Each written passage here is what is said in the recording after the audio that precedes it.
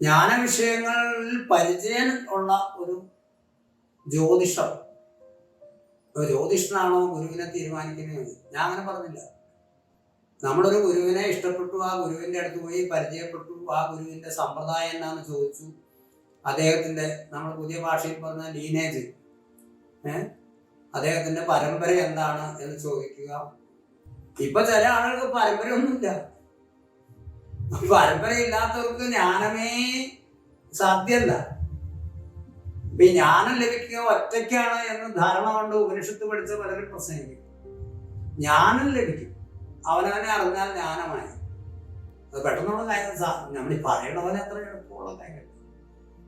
അങ്ങനെ ലഭിച്ചാൽ തന്നെ ഈ അഖണ്ഡബോധ സത്തയിൽ ലയിക്കുക എന്ന് പറയുന്ന പ്രക്രിയ പാരമ്പര്യമില്ല എന്ന് പറയുന്നവർക്ക് അസാധ്യമാണ്. ഈശ്വരൻ എന്ന് പറയുന്ന ഗുരു അത് അനുവദിക്കും. അപ്പൊ സമ്പ്രദായം വളരെ കൃത്യമായിരിക്കും. ആരിൽ നിന്നെങ്കിലും ഞാൻ പഠിച്ചു, എൻ്റെ മുകളിൽ ആരാന്ന് ഞാനൊന്നും അന്വേഷിച്ചില്ല, എനിക്ക് ആ പുള്ളി പറഞ്ഞു തന്നു, ഞാൻ അങ്ങനെയൊന്നും പറഞ്ഞിട്ട് കാര്യമില്ല.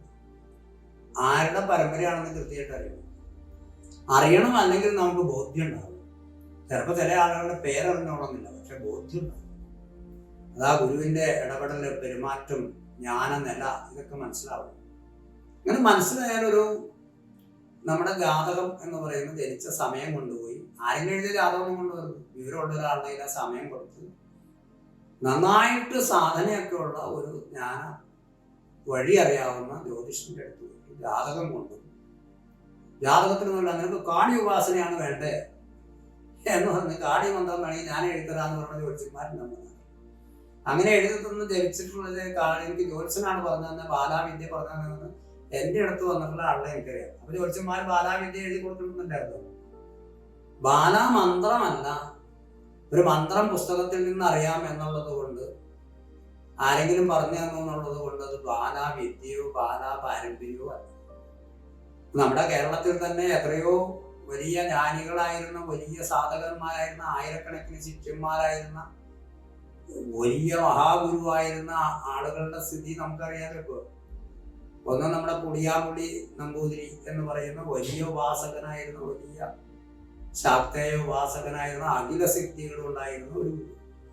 ആ ഗുരുവിനെ ഞാൻ വെച്ച് കേരളത്തിൽ ആയിരക്കണക്കിന് ശിഷ്യന്മാരുണ്ടായി, അവരൊക്കെ ഉണ്ടായി വെച്ച് ഗുരുവിന്റെ ദേവതാ സമ്പ്രദായവും ഗുരുവിനെ ഗുരുവായിട്ട് ആരാധിച്ചു. അത് മാറി ഇപ്പൊ പുളിയാമ്പുള്ളി സേവയായി മാറി. ഗുരുവിനെ വെച്ച് കർമ്മം ചെയ്യിപ്പിക്കില്ല, ഗുരു ദേവതയ്ക്ക് പകരം കർമ്മദേവതയെ ആയിരുന്നില്ല, വലിയ ജ്ഞാനദേവതയായി ഉപാസിച്ച ഒരാളായിരുന്നു. അതെന്ന് മുഴുവൻ കർമ്മം ചെയ്ത് നാട്ടിൽ മുഴുവൻ ഏത് വീട്ടിൽ നോക്കിയാലും പുളിയാമ്പുള്ളി സേവയും അതിന്റെ ഉപദ്രവവും. അതൊരു ഉപദ്രവ ദേവതയായിട്ടില്ലെങ്കിൽ മറ്റുള്ളവരെ ഉപദ്രവിക്കാനുള്ള ദേവതയായി മാറിക്കഴിഞ്ഞു. അതുപോലെ കടമറ്റത്ത് അച്ഛന്റെ ഇതാണ്. കടമറ്റത്ത് അച്ഛനെ വെച്ചിട്ട് തന്നെയാണ് കൂടോത്രം ചെയ്യണം. കടമറ്റത്ത് അച്ഛനാണ് കൂടോത്ര ദേവത, ഗുരു ദേവതയുടെ സ്ഥാനത്തായി. ഇത് തന്നെയാണ് കണ്ണൂരിലെ മുത്തപ്പൻ എന്ന് പറയുന്ന അദ്ദേഹം ഗുരുവാണ്. അപ്പൊ മുത്തപ്പനെ വെച്ചിട്ട് ജോലി ചെയ്യിപ്പിക്കുന്ന രീതിയിലേക്ക് പലരും മാറിയിട്ടുണ്ട്. മുത്തപ്പൻ നടത്തുക എന്ന് പറഞ്ഞിട്ട് കർമ്മസാധ്യത്തിന് വേണ്ടി ഒരു വഴിപാട് സങ്കല്പത്തിലേക്ക് ഒരു ഗുരുവിനെ ഉപയോഗിക്കുകയാണ്. അപ്പൊ മഹാഗുരുക്കന്മാരുണ്ടായിട്ട് കാര്യമില്ല. ആ ഗുരുവിന്റെ ദേവതയെ ഉപാസിക്കാൻ പഠിപ്പിച്ചാൽ കുറച്ച് കഴിയുമ്പോൾ ഗുരുവിനെ തന്നെ സേവയ്ക്ക് ഉപയോഗിക്കുക എന്ന നിലയിലേക്ക് അർപ്പതിച്ച ഒരു സാധനാ പദ്ധതി നമ്മുടെ നാട്ടിൽ നമ്മൾ കണ്ടുകൊണ്ടിരിക്കുകയാണല്ലോ, നശിച്ചു പോയത്.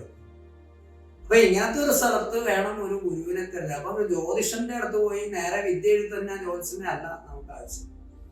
അവിടെ പോയിട്ട് ഞാൻ ഇന്ന ഒരു ഗുരുവിനെ കണ്ടു, ആ ഗുരു ആണോ എനിക്ക് ഈ ജ്ഞാന വിഷയത്തിൽ, ജ്ഞാനം നേടാൻ പറ്റിയ വിഷയത്തിൽ ഞാൻ സ്വീകരിക്കേണ്ട ഗുരുവാണ്. എനിക്ക് ആ ഗുരുവിനെ വർത്തമാനം കൊണ്ടും പ്രവൃത്തി കൊണ്ടും ഞാൻ മനസ്സിലാക്കിയത് കൊണ്ട് എനിക്ക് ഇഷ്ടപ്പെട്ടു. പക്ഷെ എനിക്ക് ആ ഗുരുവാണോ എനിക്ക് ഗുരുവായി വരേണ്ടത് എന്നൊന്ന് നോക്കാൻ പറയാം. അപ്പൊ ജാതകം കൊണ്ടും നോക്കാം, രാശി കൊണ്ടും നോക്കാം.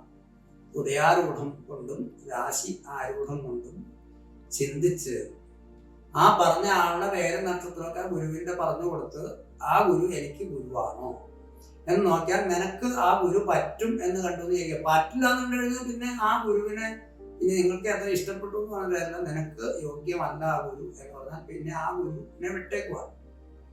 രണ്ട്, ആ ഗുരു എനിക്ക് പറ്റിയതാണെന്ന് പറഞ്ഞാൽ ആ ഗുരുവിന്റെ പരമ്പര എല്ലാവരും പൂർണ്ണ ജ്ഞാന സദാശിവൻ തൊട്ട് ആ ഗുരു വരെയുള്ളവരെല്ലാവർക്കും പൂർണ്ണ ജ്ഞാന പാരമ്പര്യമുള്ള ഗുരു പരമ്പരയാണോ എന്ന് രണ്ടാമത് നോക്കണം. അതാരും നോക്കാറില്ല.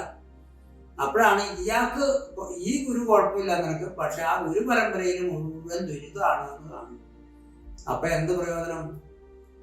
ആ ഗുരുവിൽ നിന്ന് വിദ്യ കിട്ടും, പക്ഷെ ജ്ഞാനം ലഭിക്കുക അസാധ്യമാണ്. അയാളുടെ ഗുരുവും അതിന്റെ ഗുരുവും സദാശിവൻ വരെയുള്ള താഴെയുള്ള ഗുരുക്കന്മാരെല്ലാം ബാധയിൽ നിൽക്കുന്ന ഒരു നിലയാണെങ്കിൽ അങ്ങനെ ഒരു ഗുരു പരമ്പരയിൽ നിന്ന് വിദ്യ സ്വീകരിച്ചിട്ട് ജ്ഞാനം ലഭിക്കില്ല, വിദ്യ ലഭിക്കുകയും ചെയ്യും. എന്തെങ്കിലും ഒരു വിദ്യ പറഞ്ഞു തരും, അത് ചെയ്തുകൊണ്ടിരിക്കുക. അപ്പോൾ ഈ വിദ്യയുടെ അവസാനം ഇവര് നമ്മുടെ നാടൻ ഭാഷയിൽ പറഞ്ഞാൽ പെട്ടുപോവുക എന്ന് പറയുന്ന ഒരു സംഭവം. അപ്പൊ ഇന്ന് ഭാരതത്തിൽ വലിയ ജ്ഞാനപാരമ്പര്യം ഭാരതത്തിലുള്ള ഒരു നാടാണ്. ഇത്ര ജ്ഞാനപാരമ്പര്യം ഉണ്ടായിരുന്ന ഭാരതത്തിലെ ജ്ഞാനപാരമ്പര്യത്തെ മുഴുവൻ ഏതോ കാലം തൊട്ട് ഒരു 10-25,000 കൊല്ലമെങ്കിലും ആയിട്ട് ഈ ജ്ഞാനപാരമ്പര്യത്തിന് വൈരുദ്ധ്യം വരുത്തിയിരിക്കുക.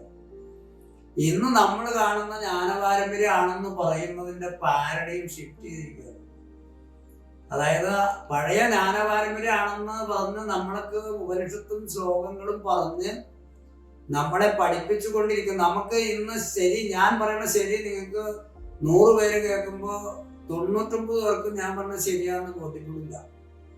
കാരണം ശരി ബോധ്യപ്പെടാനുള്ള, ഞാൻ പറയണത് ശരികേടാണെന്നായിരിക്കും ബോധ്യപ്പെടുക. കാരണം എന്താ, നമ്മൾ ശരിയല്ലാത്ത ഒരു പാരഡൈമിൽ ശരിയാണെന്ന് വിചാരിച്ചിരിക്കുകയാണ്. ഇപ്പോൾ നമ്മള് 500 ഉപനിഷത്തിനെ 500 ഉപനിഷത്തും കാണാപ്പാടം പറയുന്ന സ്വാമിമാരുടെ നാടാണ് നമ്മുടെ ഭാരതത്തിൽ. അച്ചടിച്ച സർവ്വ പുസ്തകവും, അതായത് ആധ്യാത്മിക പുസ്തകങ്ങൾ മുഴുവൻ കാണാപ്പാടായിട്ട് പ്രസംഗിക്കാനും പഠിപ്പിക്കാനും പറ്റുന്ന, പഠിപ്പിച്ചുകൊണ്ടിരിക്കുന്ന ഗുരുകുലങ്ങളുണ്ട് നമ്മുടെ നാട്ടിൽ.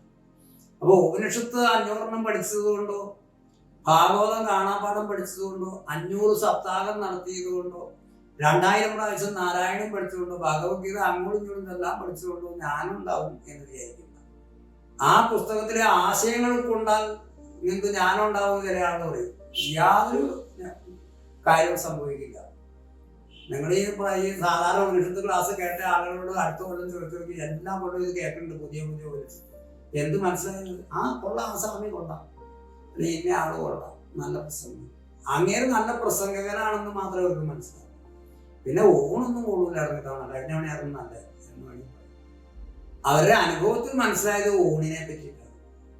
ഞാൻ ആരെയും ചെറുതായിട്ട് പറയുന്നത് കേട്ട് മനസ്സിലാക്കുന്ന ആളുകൾ അക്കാഡമിക് ലെവലിൽ നിങ്ങൾക്ക് മനസ്സിലാവും. ഇപ്പോൾ മാണ്ഡൂക്യ ഉപനിഷത്ത് അക്കാഡമിക് ലെവലിൽ മനസ്സിലാവും. പക്ഷെ മാണ്ഡൂക്യത്തിൽ പറയുന്ന പ്രണവവിദ്യയുടെ ജ്ഞാനത്തിലേക്ക് നിങ്ങൾക്ക് എത്തുക എങ്ങനെയാണെന്ന് മനസ്സിലാക്കുക, എത്താൻ സാധ്യതയും ഇല്ല. കാരണം ആ ജ്ഞാനം നമ്മളിപ്പോ ഇത് ഞാൻ എങ്ങനെയാണ് പറയുന്നത് എന്ന് ചോദിച്ചാൽ വളരെ ആധികാരികമായിട്ടാണ് ഞാനിത് പറയുന്നത്. പുസ്തകം നോക്കിയിട്ടല്ല അത് പറയുന്നത്. പുസ്തകത്തിലെ ജ്ഞാനമൊക്കെ പഠിച്ച് അതെല്ലാം മടക്കി കെട്ടി വെച്ചിട്ട് 25 കൊല്ലമായി. കാരണം അതെല്ലാം നമ്മൾ പഠിച്ച് ഉപനിഷത്തും വേദാന്തവും പ്രസംഗിച്ചിട്ടും ആ നിലയുടെ പ്രശ്നങ്ങളെ കൊണ്ട് നമുക്കത് ആ നിലയെ ആർജിക്കാൻ കഴിയാത്ത നില വരിക, ആർജിച്ച നിലയിൽ നിന്ന് നമ്മൾ താഴേക്ക് പോവുക. അതൊക്കെ സംഭവിച്ച ഒരാളെന്ന നിലയിൽ ഞാൻ പറയാം, ആർജിച്ചിട്ട് താഴേക്ക് പോയ ഒരാളെന്ന നിലയിൽ. അപ്പൊ അത് നമ്മള് പിന്നെ അത് വീണ്ടെടുക്കാൻ വേണ്ടിയിട്ട് നമുക്ക് ആ നിലയിലേക്ക് വരാൻ വേണ്ടിയിട്ട് നമ്മുടെ പാരമ്പര്യത്തെ മുഴുവൻ ശുദ്ധി ചെയ്യേണ്ട ഒരു നില വന്ന ഒരാളെന്ന നില. അപ്പൊ ആ ജ്ഞാനപാരമ്പര്യം, അതിന്റെ കഥയൊക്കെ നമുക്ക് പിന്നീട് വിസ്തരിച്ച് പറയാം. ജ്ഞാനപാരമ്പര്യത്തെ നമ്മൾ ആർജിക്കണമെങ്കിൽ ഭാരതത്തിലെ മഹാഗുരുകുലങ്ങൾ എല്ലാവരും ഈ ജ്ഞാനപാരമ്പര്യത്തെ വീണ്ടെടുക്കേണ്ടിയിരിക്കുന്നു. കുംഭമേളയിൽ 40 കോടി ആള് കൂടി, 1.5 കോടി സന്യാസിമാര് കൂടി. ശരി, അതെല്ലാം നമ്മുടെ പാരമ്പര്യത്തിന്റെ തെളിവ് തന്നെയാണ്. പക്ഷേ സന്യാസി ആയതുകൊണ്ട്, അഘോരി ആയതുകൊണ്ട്, സിദ്ധ ജ്ഞാനമാർഗ്ഗ ആയതുകൊണ്ട്, അദ്വൈത വേദാന്തം പഠിച്ചത് കൊണ്ട്, ഞാൻ 2 PhD ഉള്ള ആളാണ് എന്ന് പറഞ്ഞത് കൊണ്ട് നമ്മൾ നേരെ മുഖത്ത് നോക്കി ജ്ഞാനത്തിന്റെ അനുഭവം ഉണ്ടോ എന്ന് ചോദിച്ചാൽ ആ അങ്ങോട്ടും ഇങ്ങോട്ടും കിടന്ന് നിരങ്ങും. 2 ശ്ലോകം ചൊല്ലും. ശ്ലോകം കൊണ്ട് വേണമെങ്കിൽ എന്തോരം നേരം വേണമെങ്കിൽ സംസാരിക്കാൻ പ്രയോജനപ്പെടും. അതിന്റെ ആശയങ്ങളും പറഞ്ഞ് മനസ്സിലാക്കാൻ പറ്റും. ആശയങ്ങൾ നമുക്ക് ഉൾക്കൊള്ളാൻ പറ്റും. ഈ ആശയങ്ങൾ നമ്മൾ 1 മണിക്കൂർ കഴിഞ്ഞ് ഈ പ്രസംഗം കഴിഞ്ഞിട്ട് ഈ സ്വാമി തന്നെ അല്ലെങ്കിൽ ഈ പ്രഭാഷകൻ തന്നെ വിളിച്ച് അവരോട് ചോദിച്ചു നോക്കി എന്ത് മനസ്സിലായി എന്ന് ചോദിച്ചാൽ ഇദ്ദേഹം പറയുമ്പോൾ ഉണ്ടായിരുന്ന ഒരു ആശയം മനസ്സിലായ ഒരാളും ആ 5000 പേര് കേൾക്കണേലുണ്ടാവില്ല. ആശയം കൊണ്ട് തന്നെ അവർക്ക് മനസ്സിലാവാത്തൊരു നിലയാണ് ഉള്ളത്. പിന്നല്ലേ അനുഭവം. അപ്പൊ അങ്ങനത്തെ ഒരു ജ്ഞാന ഗുരുകുലത്തിന് അപ്പൊ ജ്ഞാന പാരമ്പര്യത്തിൽ 2 ചോദ്യങ്ങളാണ് അവർക്ക് ചോദിക്കുന്നത്. അപ്പൊ ഇനി ജ്ഞാന വിഷയം അറിയാവുന്ന ജ്യോതിഷന്മാരൊക്കെ കേരളത്തിൽ എന്ന് ചോദിച്ചിട്ടുണ്ടെങ്കിൽ എനിക്കറിയാവുന്ന ഒരാളുള്ളത് അവിടെ മാഹിയില് ജനീഷ് എന്ന് പറയുന്ന ജ്യോതിഷം. ഇങ്ങനെ ജ്യോതിഷം എന്ന് പറയുന്നത് നല്ലൊരു സാധകനാണ്, ജ്യോതിഷനുമാണ്, ജ്യോതിഷം പഠിച്ചെടുത്തതാണ്. ഞാൻ വഴി പരിചയം വന്നതുകൊണ്ട് മാഹിയിലേക്ക് നിങ്ങൾ പോയിട്ട് ജനീഷിന്റെ അടുത്ത് നോക്കിയാൽ വേറെ ജ്യോതിഷന്മാരില്ലേ, ഒരുപാട് ജ്യോതിഷന്മാരുണ്ട്. അഷ്ടമംഗലം രാവിലെ തൊട്ട് വൈകുന്നേരം വരെ വെക്കുന്ന അഷ്ടമംഗല ജ്യോതിഷന്മാരുണ്ട്. പക്ഷെ അവരൊക്കെ ചെയ്യുന്നത് ജ്ഞാന വൈരുദ്ധ്യമുള്ളവരാണ്. ഈ ജ്യോതിഷന്മാരൊക്കെ കേരളത്തിൽ ഈ അഷ്ടമംഗലം വെച്ച് രക്ഷസിനെ പ്രതിഷ്ഠിപ്പിച്ച ജ്യോതിഷന്മാരാണ് 99.99%. രക്ഷസിനെ പ്രതിഷ്ഠിക്കണ എങ്ങനെയാ? പ്രേതഭാവമുള്ള ഉപാസകനെ പ്രതിഷ്ഠിക്കുകയാണ്. അപ്പൊ തന്നെ അവർക്ക് ജ്ഞാന പാരമ്പര്യം ഇല്ല എന്നുള്ള തെളിവാണ്. അവരുടെ അടുത്ത് പോയിട്ട് നമ്മുടെ വിഷയം ചോദിക്കാൻ പോയാൽ നമ്മളെ അവർ കുഴപ്പത്തിലാക്കും. അപ്പൊ ജ്യോതിഷന്മാർക്കിടക്ക് ആക്ഷേപിക്കാനല്ല ഞാൻ പറയുന്നത്. ജ്യോതിഷന്മാരും ഞാനീ പറയുന്ന വിഷയം ഞാൻ ആദ്യം തന്നെ പറഞ്ഞു, അവര് ചിന്തിക്കണം. ഈ ജ്ഞാന വിഷയങ്ങളുടെ താല്പര്യങ്ങളെ അവരെ അറിയാൻ ശ്രമിക്കുക. വെറും ശ്ലോകങ്ങളെ കൊണ്ട് മാത്രം ഒരു കാണ്ട പ്രശ്നങ്ങളെ പരിഹരിക്കാൻ പറ്റില്ല. തിരുവനന്തപുരത്ത് എൻ്റെ ഒരു ശിഷ്യൻ്റെ ഒരു ജ്യോതിഷമൊക്കെ പഠിച്ചു. അപ്പൊ ശിഷ്യനായിരുന്നു, പക്ഷെ ഇപ്പൊ ബന്ധങ്ങളൊന്നുമില്ല. ഞാൻ ആളുകളുടെ പേരൊന്നും പറയില്ല, ചില ആളുടെ പേര് പറയുകയും ചെയ്യും.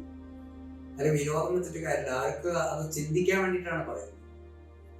പുള്ളി ഒരിടയ്ക്ക് കുറച്ച് പൂജയൊക്കെ പഠിച്ചിട്ട് ഒരു അമ്പലം പ്രതിഷ്ഠിക്കാൻ തുടങ്ങി. അപ്പൊ ഞാൻ വിളിച്ചു പറഞ്ഞു, നമ്മുടെ സമ്പ്രദായത്തിൽ പ്രതിഷ്ഠ പാടില്ല. അതായത് പ്രതിഷ്ഠിച്ചാൽ ജ്ഞാനവൈരുദ്ധ്യം വരും. അതായത് ഈ പ്രതിഷ്ഠിച്ച ആൾക്ക് ജ്ഞാനത്തിൽ ലയിക്കാൻ പറ്റില്ല. അതൊക്കെ നമുക്ക് ഗൗരവമായിട്ട് ചർച്ച ചെയ്യേണ്ട വിഷയങ്ങളാണ്. ചോദിച്ച ചോദ്യത്തിലേക്ക് വരാം. അപ്പൊ അതേ പറഞ്ഞ് എനിക്ക് ജീവിക്കണം, പ്രതിഷ്ഠിക്കാനൊന്നും പറ്റില്ല, ഞാനത് ചെയ്യും, ഞാൻ വിദ്യ ഉപേക്ഷിക്കും, അത്രേ ഉള്ളൂ. ഓ ആയിക്കോ. അപ്പൊ നമ്മൾ കൊടുത്ത വിദ്യ ഉപേക്ഷിക്കും, പുള്ളി പ്രതിഷ്ഠിക്കും, പുള്ളിക്ക് ജീവിക്കണം. അദ്ദേഹം ജ്യോതിഷം പഠിച്ചിട്ടുണ്ട്, അഷ്ടമംഗലമൊക്കെ വയ്ക്കുന്നതാണ്. അപ്പൊ അവര് ഈ രക്ഷസിനെ പ്രതിഷ്ഠിക്കാനാണ് എഴുതി കൊടുക്കണമെങ്കിൽ എന്റെ ശിഷ്യനായതുകൊണ്ടോ ജ്ഞാനപാരമ്പര്യത്തിൽ വന്നതുകൊണ്ടോ വല്ല കാര്യമുണ്ടോ? ജ്ഞാന വിഷയങ്ങളെ പറ്റിയിട്ട് മണ്ണ് ചുണ്ണാൻ പറഞ്ഞുകൂടാന്ന് വേണം പറയാം. അപ്പോ ലളിതാ സഹസ്രനാമം ഭാഷ്യം ചെയ്യും, അല്ലെങ്കിൽ മറ്റേ ഗായത്രി സഹസ്രനാമത്തിന് ഭാഷ എഴുതും, ഒരുപാട് പ്രസംഗങ്ങൾ ചെയ്യും, അങ്ങനത്തെ കാര്യങ്ങളൊക്കെ ഉണ്ട്. ഇതൊക്കെ പഠിച്ചിട്ടും മോക്ഷം എന്ന് 24 മണിക്കൂറും പറയും. പക്ഷെ ജ്ഞാന പാരമ്പര്യം, ജ്ഞാന വിഷയത്തിൽ എന്തൊക്കെ അരുത് എന്ന് അറിയില്ല. അപ്പം തന്നെ അവർ പെടുമല്ലോ. അപ്പൊ ജ്യോതിഷനെ എഴുതി കൊടുത്തിരിക്കും, ഒരു ജ്യോതിഷനായിരിക്കുന്ന ഒരാള് രക്ഷസിനെ പ്രതിഷ്ഠിക്കാൻ വിധി അനുസരിച്ച് എഴുതി കൊടുത്ത് പ്രതിഷ്ഠിപ്പിച്ചാൽ ഇയാള് നീ എത്ര വാദന ചെയ്ത് ജ്ഞാനം ആർജിച്ചാലും ഇയാൾക്ക് ലയിക്കാൻ പറ്റില്ല. കാരണം ഇയാള് ഒരു ഉപാസകനെ അയാളുടെ നിലയിലേക്ക് ആക്കാതെ അയാളെ കുഴപ്പത്തിലാക്കിയ ആളാണ്. രക്ഷസായിരിക്കുന്ന ആളൊരു സാധകനായിരുന്ന ആളാണ്. അയാൾക്ക് ദേവതയുടെ ശാപം കൊണ്ടായിരിക്കും അയാൾ രക്ഷസായി. അതിനെ പരിഹരിച്ച് ആ ശാപത്തിന് പരിഹാരങ്ങൾ ചെയ്ത് അയാൾക്ക് ഗതി കൊടുക്കണ്ടേ? അയാൾക്ക് ജനിക്കാനുള്ള സാഹചര്യം ഉണ്ടാക്കുകയാണ് മരിച്ച ആളുകൾക്ക് ചെയ്യേണ്ടത്. പ്രതിഷ്ഠിച്ചു വെച്ച് പാൽപ്പായസം കൊടുക്കലല്ല. ഇത് പറഞ്ഞ വേറൊരു ആചാര്യനുണ്ട് കേരളത്തില്, പ്രതിഷ്ഠിക്കുന്നത് ശരിയല്ലാന്ന് അങ്ങനെ താഴെ എഴുതി തെറുക്കി ഒരു കണ്ണും കണക്കില്ല. നാളെ എനിക്കെതിരെ എഴുതായിരിക്കും. ഞാനിപ്പോ അതിന്റെ വിഷയങ്ങൾ ഞാൻ പിന്നീട് പറയാം. രക്ഷസാരാണ്, എന്തൊക്കെയാണ് ചെയ്യേണ്ടത് എന്ന് നമ്മൾ ഈ വിഷയത്തില് 100 മണിക്കൂർ ഞാൻ പറയുന്നുണ്ടല്ലോ. അത്തരം വിഷയങ്ങളെ നമുക്ക് വളരെ ഗൗരവമായിട്ട് വിശദമായിട്ട് പഠിക്കേണ്ടതുണ്ട്.